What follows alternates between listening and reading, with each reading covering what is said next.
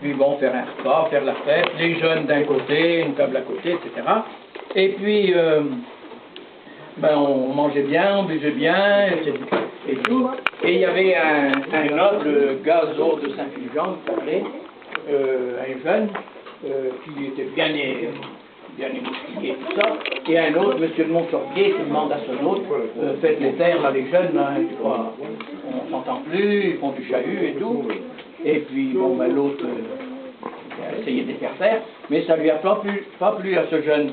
Et puis, il critiquait, ceci, cela, ce qui fait que sa mère, elle l'a giflé. C'était en quelle année, ça? Devant tout le monde. C'était,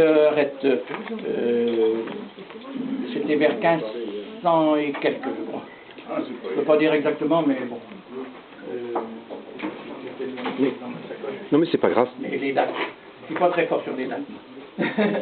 Et puis, bon, très bien. Quelque temps après, ben, M. Bruno invite les mêmes au château.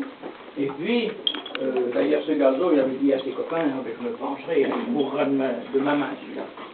Et puis bon, ben, il était là, puis pendant tout le repas, ce fameux jeune Gazo de Saint-Fulgence, il faisait des amabilités à M. Montsorbier, tout ça, si bien qu'à la fin, les autres se sont dit, oh ben, ça y est, ils sont bien réconciliés.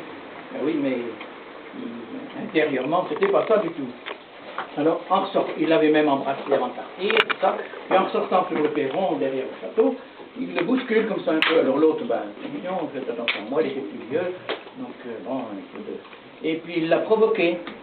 Et puis il était là avec son sable, le provoquant, puis l'autre n'avait même pas d'armes, rien du tout.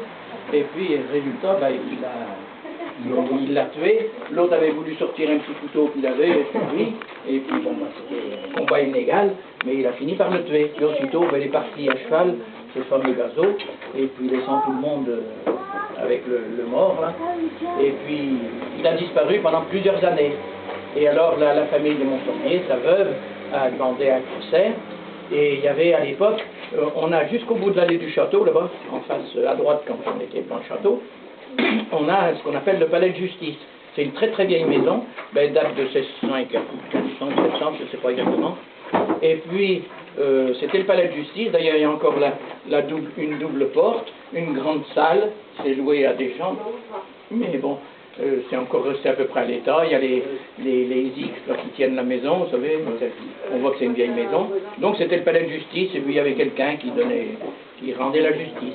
Et alors donc il a été condamné à mort, et on a mis un poteau comme pour le pendre, et il y avait son effigie qui avait été mise sur ce poteau, ce passage public.